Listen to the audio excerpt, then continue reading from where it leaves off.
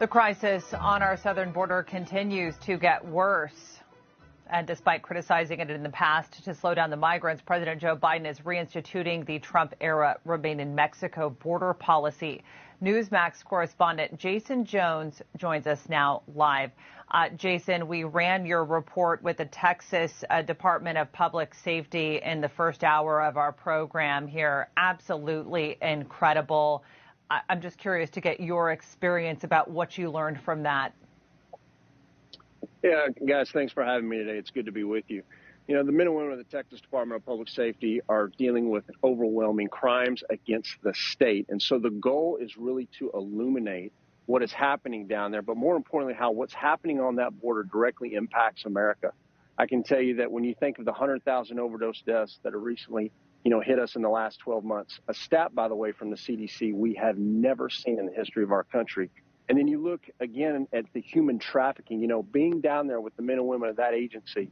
I can't tell you how much of that we saw because the cartels are literally putting wristbands on men, women, and children.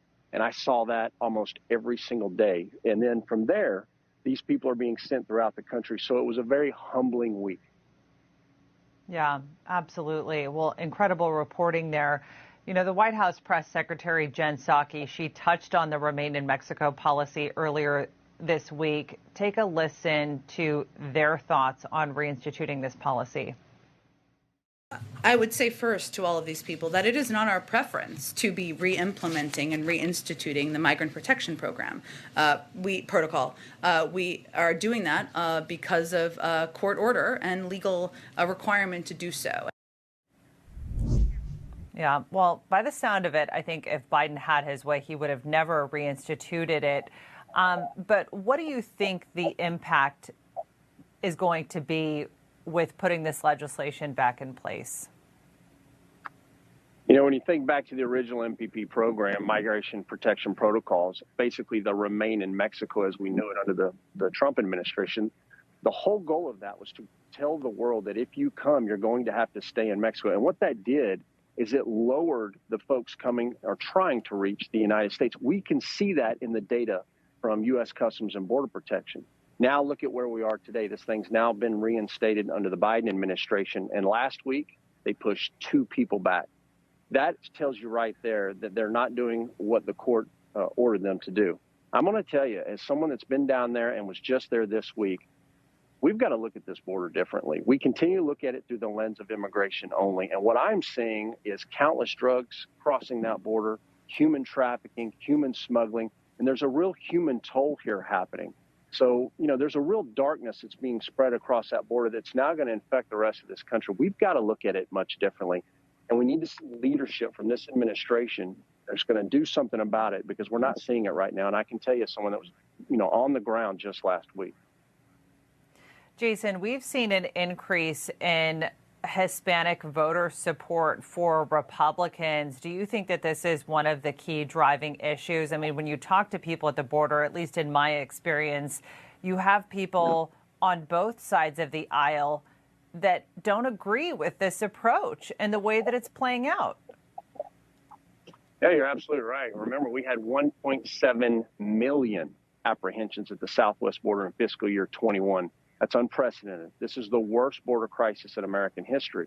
And whether I'm in South Texas or whether I'm in West Texas, where I just came back from, we showed the debris fields, how Americans are being impacted. So, to answer your question about, do you think that this is really playing a toll on voters and how people are voting in the future? I absolutely do.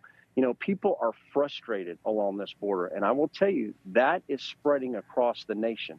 Because if you're in Ohio and you're dealing with the overdose deaths, this is directly linked to this unsecured border. If you're in New York and you're seeing stash houses and human trafficking you've never seen, it's directly linked to these cartels. And we've got to take a look as a nation and focus on these issues.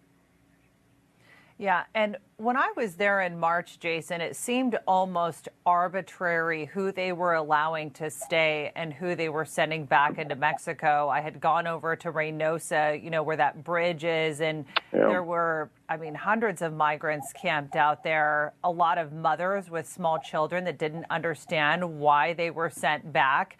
And these are people that pay the cartels a lot of money to cross. This has been big business for the cartels. But what have you noticed about, the criteria of who is being allowed to stay in this country? I mean, certainly a lot of them are released. There are, but I will tell you, this year has been different than any other border crisis we've seen in the past. We've had quite a few. You go back to 2014 to the unaccompanied alien children, and then now what we're seeing today. This one is on a whole different scale. We've got people coming from over 150 different countries who've been apprehended in just 1 year. I mean, really think of that. So whether they can claim asylum, whether they can claim credible fear, we've got serious national security concerns that have to be addressed. And for me, one of the things that really bothers me is the lack of leadership. We should be seeing from police chiefs, directors, sheriffs, commissioners across this country. You don't have to be at the White House to lead on these issues, but it is time to tell the American people what's really happening. And I want you to know, somebody that's going down there all the time, we're going to continue to illuminate this problem so we can eliminate it, because this is fixable. We just need the leadership to get it done.